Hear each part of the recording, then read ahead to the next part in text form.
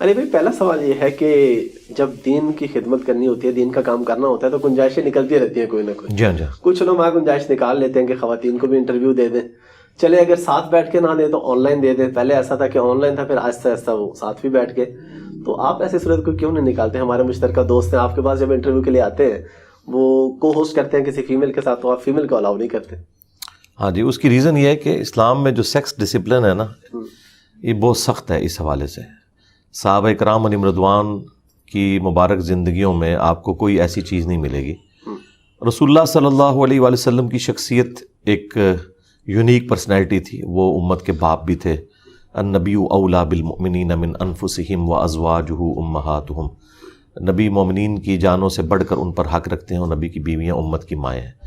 تو ان کا تو ہمارا ایک باپ اور اولاد والا رشتہ ہے روحانی اعتبار سے. پھر نبی صلی اللہ علیہ وآلہ وسلم کے پاس جو نالج تھا، اللہ تعالیٰ کی وحی کی تائید حاصل تھی، وہ انہی کا خاصہ تھا. لیکن نبی صلی اللہ علیہ وآلہ وسلم کی وفات کے بعد امہات المومنین نے آپ صلی اللہ علیہ وآلہ وسلم کی آئلی زندگی کو ٹرانسفر کیا، تو وہ بھی پردے کے اندر. یعنی سیدہ عائشہ ماں ہونے کے باوجود قرآن کے حکم کے تحت ان کا پردہ ہے امتیوں سے. حتیٰ کہ سورۃ الاحزاب میں آیا کہ آپ نے پردے میں جو لین دین کرنا ہے، اس میں اپنی آواز بھی ایسی نہیں ہونی چاہیے کہ کسی کے دل میں کوئی روگ ہے تو وہ غلط طرف غلط انٹینشن کے ساتھ جائے. ظاہر ہے کہ وہ ایک سیکس تو بڑا پوٹنٹ جذبہ ہے، آپ کو پتہ ہے. تو یہ تو ایک آنرری رشتہ ہے نا، تو یہاں تو چانسز ہیں کہ کوئی ڈیویٹ کر جائے. تو اس اعتبار سے سیدہ عائشہ سلام اللہ علیہا سے لوگ مسائل پوچھتے تھے، لیکن پردے میں بیٹھ کے. ٹھیک ہے. اور وہ ماں کی حیثیت سے وہ بات ہی یہاں سے سٹارٹ کرتے تھے، اماں جان یہ بتائیے، اماں جان یہ بتائیے. یعنی آپ سے جو عمر میں بڑے تھے وہ بھی آپ کو اماں جان کہہ کے پکارتے تھے. اس کے بعد یہ کوئی لیگیسی چلی نہیں آگے کہ تابعین نے کوئی درس لیے ہوں صحابیہ عورتوں سے یا تابعہ عورتوں سے، تبع تابعین نے درس لیے ہوں. اس لیے میں تو ڈاکٹر فرحت ہاشمی ایک بہت بڑی آج کے دور کی اسکالر ہیں، اور قرآن کے حوالے سے ان کی بہت بڑی خدمت ہے.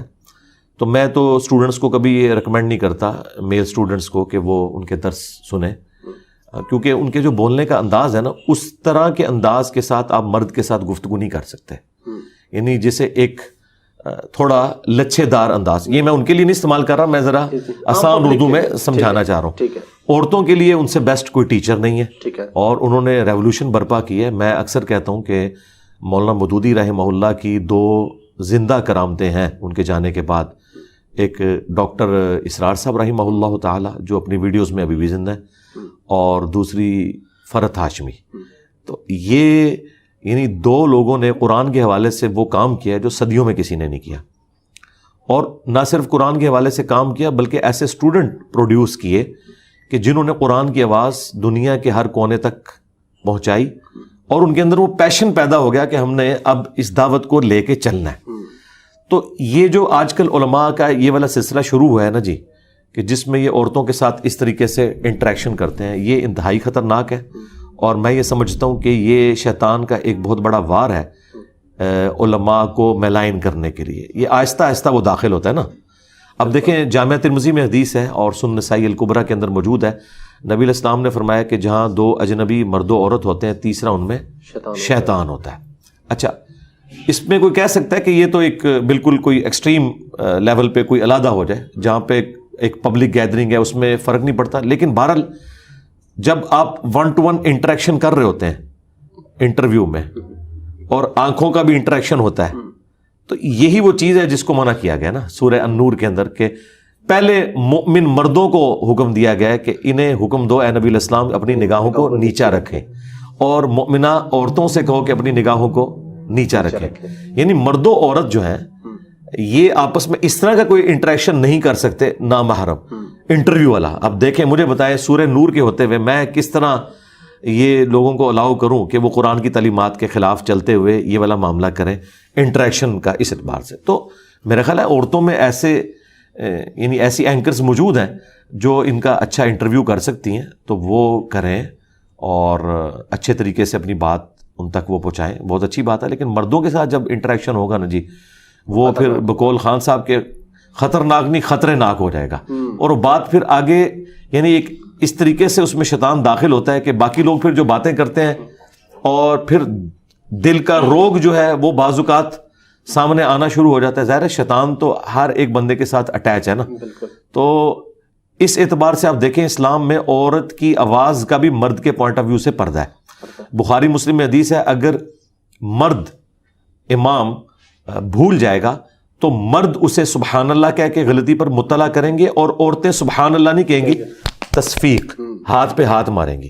اب مجھے بتائیں سبحان اللہ کہنے کی بھی ممانعت ہے, اس میں بھی آواز کا بلند کرنا عورت کے لیے مردوں کی موجودگی کے اندر یہ منع ہے. تو آپ سیکس ڈسپلن کا اندازہ لگا سکتے ہیں. فرائیڈ نے تو کچھ عرصہ پہلے ہمیں بتایا نا کہ سب سے امپورٹنٹ جذبہ سیکس کا ہے, لیکن اسلام نے تو بہت عرصہ پہلے کہہ دیا زین للناس حب الشہوات من النساء. اس میں کوئی عورتوں کی تذلیل نہیں ہے, ان کے لیے آنر ہے کہ عورت اللہ تعالیٰ نے ایک اٹریکٹفل چیز بنائی ہے, اسی لیے اسے پردے کا حجاب کا حکم دیا گیا, یہ اس کے لیے آنر ہے. یعنی مرد کے ساتھ اگر اسے کمپیئر کیا جائے تو وہ اسے پازیٹیولی اس اعتبار سے دیکھے. عورت کا مطلب ہی ہے پردے کی چیز. ہم کہتے ہیں ستر عورت, مرد کی چھپانے کی چیز, تو چھپانے والی عورت کا مطلب ہی چھپانے کی چیز ہے. تو یہ عورت کے لیے آنر ہے کہ مرد اس کے لیے کما کے لاتا ہے, اسے گھر میں ایک ملکہ بنا کے رکھتا ہے. تو میرا خیال ہے اللہ تعالیٰ نے اسے اتنا بڑا سٹیٹس دیا ہے تو وہ اس کو اویل کرے. تو یہ سیکس کے پوائنٹ آف ویو سے میں سمجھتا ہوں جو اسلام کا ڈسپلن ہے نا, واقعی سیکس اتنا امپورٹنٹ جذبہ ہے کہ یہ ڈسپلن ایسا ہی ہونا چاہیے تھا. میں اکثر اپنے بھائیوں سے کہتا ہوں مجھے اسلام کی دو چیزیں بڑی پسند ہیں. ایک عقیدہ توحید, توحید ایسی ہونی چاہیے تھی کہ اللہ کے سوا کوئی نہیں, ہاں نہ وہ اللہ کا کوئی قریبی ہے نہ کوئی دور کا, بس اللہ اللہ ہی ہے, تاکہ آپ گاڈ اورینٹڈ ہو اور اللہ کے سوا ہر ایک کا ڈر آپ کے دل سے نکل جائے. اور دوسری چیز سیکس ڈسپلن, یہ اتنا غیر معمولی جذبہ ہے مرد و عورت کا کہ اس میں شیطان داخل ہو سکتا ہے. بڑے بڑے بنی اسرائیل کے عبادت گزاروں کو شیطان نے ورگلا دیا, اور سب سے بڑھ کر میں جب سورہ یوسف پڑھتا ہوں تو کانپ اٹھتا ہوں کہ اللہ تعالیٰ فرما رہا ہے کہ اس عورت نے یوسف کا قصد کیا اور یوسف بھی کر لیتا اگر اپنے رب کی برہان نہ دیکھتا. اندازہ کریں یوسف اس عورت کا قصد کرتا جو اس کی ماں تھی, منہ بولی ماں تو تھی. مجھے بتائیں جس عورت نے کسی بچے کو پالا ہوتا ہے چھوٹی عمر سے, وہ بچہ اسے ماں کی نظر سے ہی دیکھتا ہے. بالکل. لیکن اللہ تعالیٰ فرما رہا ہے یہ اتنا غیر معمولی جذبہ ہے کہ وہ یوسف بھی قصد کر لیتا اگر اپنے رب کی برہان نہ دیکھتا. اور پھر اللہ تعالیٰ فرمایا وہ ہمارے مخلص بندوں میں سے, یعنی چوزن پیپل تھے.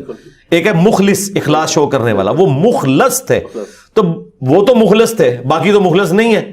اس لیے اس اعتبار سے انسان کو بہت احتیاط کرنی چاہیے. اور میں اس معاملے میں اپنی اس پلیٹ فارم کے اعتبار سے 3 چیزیں میں نے بالکل بین کی ہوئی ہیں.